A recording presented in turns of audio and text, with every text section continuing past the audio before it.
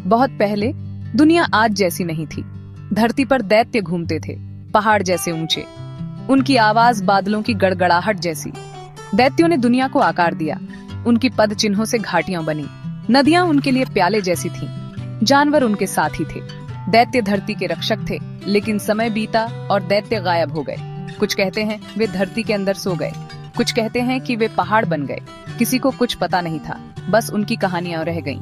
पीढ़ी दर पीढ़ी ये कहानियां चली आ रही हैं। इन कहानियों में उनके आकार और ताकत के किस्से हैं, उनकी दया और ज्ञान की बातें हैं। एक ऐसी दुनिया में जहां दैत्यों को भुला दिया गया था, एक दैत्य बाकी था। उसका नाम ओरुण था। वह दुनिया के एक दूर दराज कोने में रहता था।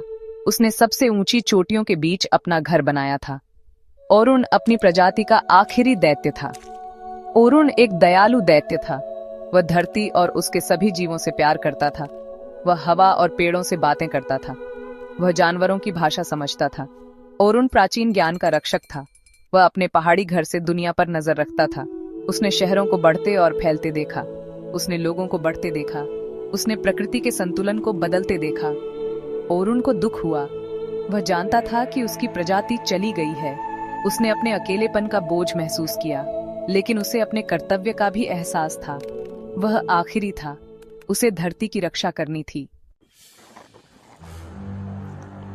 ओरुण के होने की खबर फैल गई। लोग डर गए। हर कोई अपने घरों में छिपने लगा और गांव में एक अजीब सी खामोशी छा गई। उन्होंने सिर्फ कहानियां सुनी थीं। ये कहानियां पीढ़ियों से चली आ रही थीं, जिनमें ओरुण को एक भयानक राक्षस के रूप में दर्शाया गया था।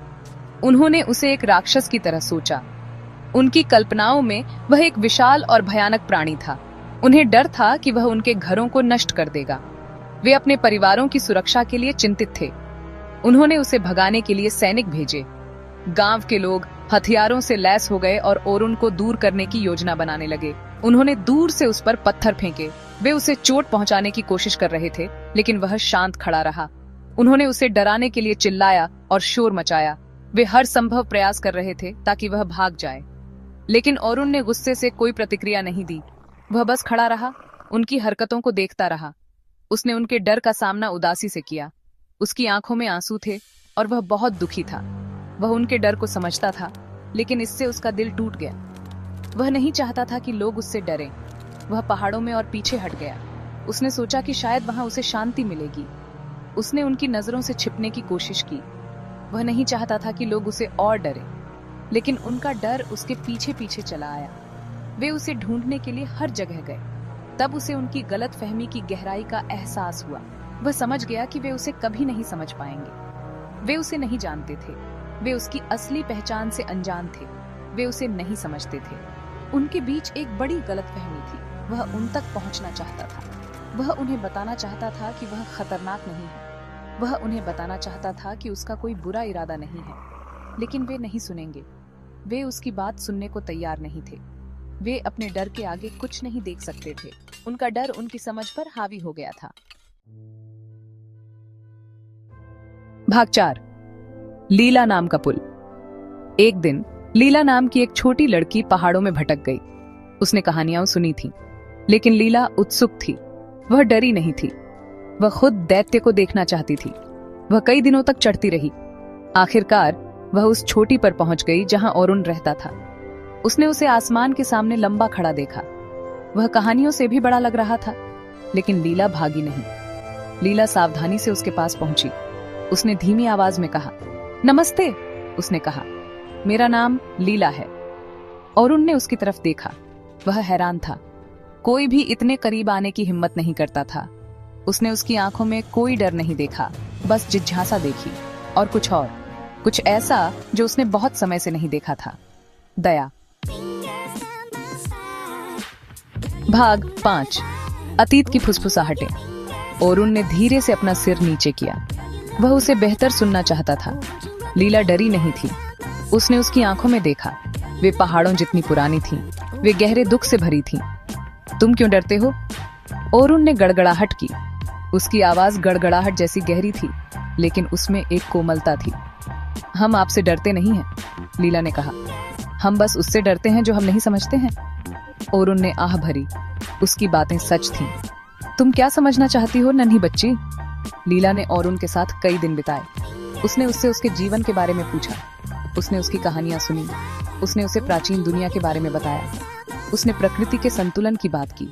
उसने अपना ज्ञान साझा किया। भाग 6 हृदय परिवर्तन। लीला अपने गांव वापस चली गई। वह अपने कदमों में एक नया आत्मविश्वास महसूस कर रही थी। उसने सभी को बताया कि उसने क्या सीखा है। उसकी आंखों में एक चमक थी। उसने उन्हें बताया कि औरुन राक्षस नहीं था। वह एक रहस्यमय प्राणी था। वह एक दयालु दैत्य था। उसकी विशालता में भी एक कोमलता थी।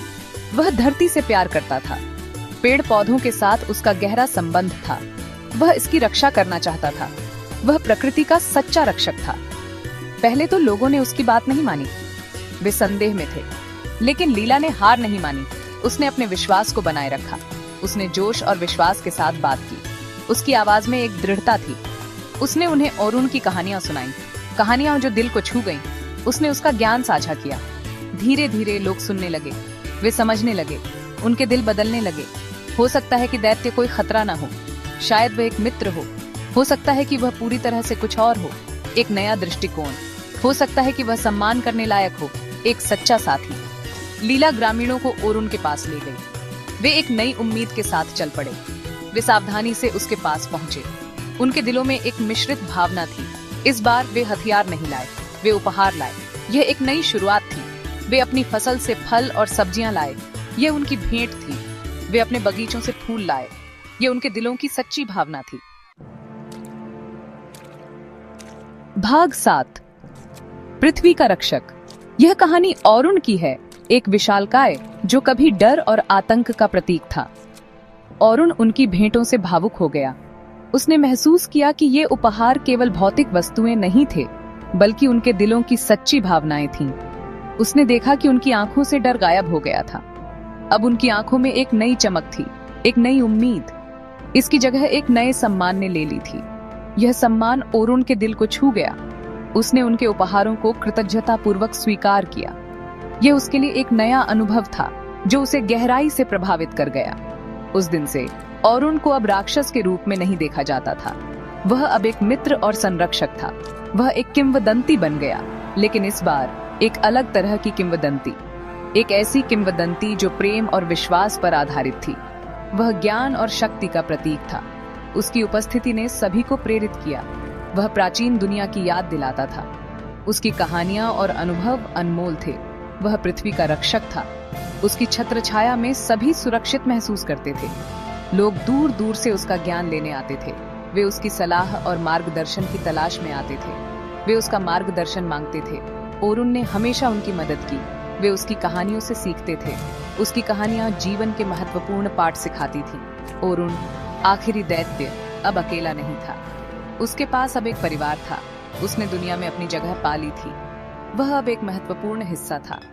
वह एक रक्षक, एक शिक्षक, एक संरक्षक था। उसकी भूमिकाएं अनगिनत थीं।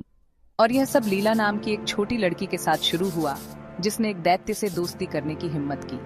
उसकी हिम्मत ने सब कुछ बदल दिया, जिसने डर से परे देखने और एक सच्चे रक्षक के दिल को पहचानने की हिम्मत की। लीला की दृष्टि ने औरुन को एक नया जीवन दिया।